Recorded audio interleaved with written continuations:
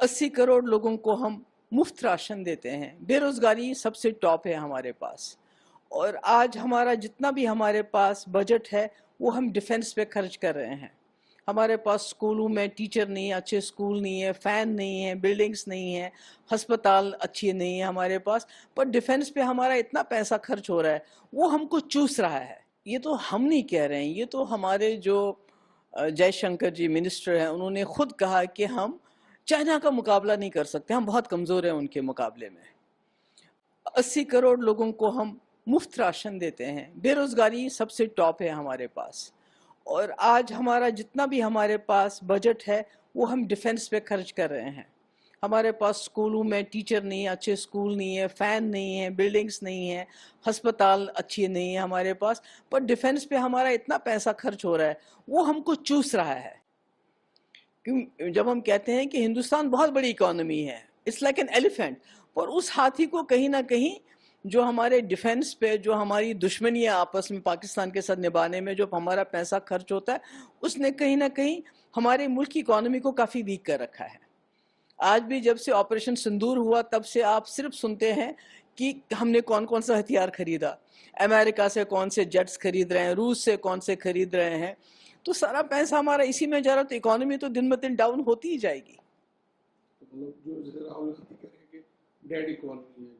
नहीं, मैंने कहा हमारी इकोनॉमी के ऊपर जो डिफेंस का बोझ पड़ता है, जो हमारे हमसाये के साथ जो हमारा रिश्ता खराब है, जो भी ऑपरेशन सिंदूर हुआ है और अगली जंग की हम तैयारी कर रहे हैं ना।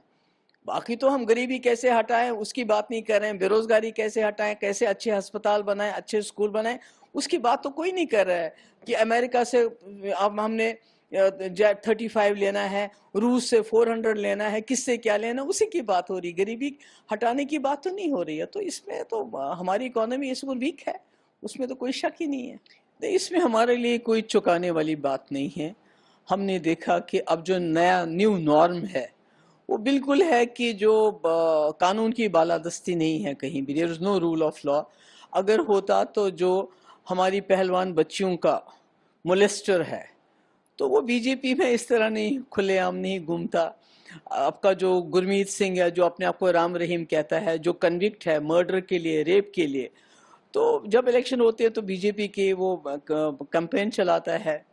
या बिल्किस बानो के रेपिस्ट को किस तरह छोड़ दिया गया और उसके बाद उनकी किस तरह बीजेपी वालों ने आरती उतारी। उन्होंने मर्डर भी किया, रेप भी किया, गैंग रेप भी किया। तो अभी फिर से बीजेपी वाले एक ऐसी लेडी को, उसका एक्विटल, उसको जो बरी किया है उसको मना रहे हैं, लड्डू बांट रहे हैं। कौन सी औरत? जिसने महात्मा गांधी जी की तस्वीर को गोलियां मारी, जिसने कहा कि ये टेररिस्ट है और गोडसे मेरा गुरु है। तो मुझे लगता है कहीं ना कहीं जो इस वक्त चल रहा है वो गोडसे का कॉन्स्टिट्यूशन चल रहा है। हमारे अंबेडकर जी का कॉन्स्टिट्यूशन कहीं ये लोग खत्म कर रहे हैं, उसको बंद कर रहे हैं, और गोडसे का ये जो है उसका कानून चल रहा है, उसकी आइडियोलॉजी चल रही है।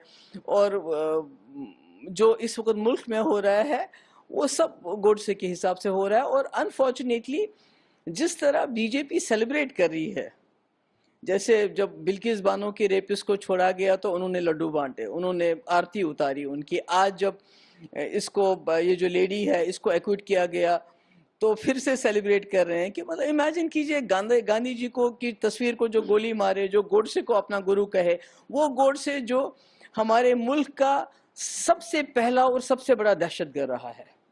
तो अब इससे